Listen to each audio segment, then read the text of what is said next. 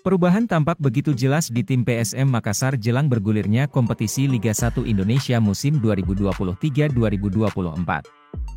Hal tersebut terlihat dari cara tim berjuluk Pasukan Ramang ini membangun tim untuk menghadapi kompetisi ke depan. Sebagai tim juara bertahan, PSM Makassar menghadapi musim 2022-2023. Tak banyak melakukan perombakan. Sejauh ini, PSM sudah mengumumkan perpanjangan kontrak 22 pemain yang berhasil meraih gelar juara musim 2022-2023.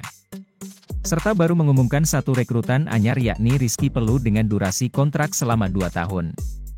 Dari 22 pemain, tercatat ada 8 pemain yang usia berada di bawah 23 tahun yang diberi kontrak jangka panjang 3 tahun dan tentunya mereka diharapkan menjadi pemain masa depan PSM Makassar.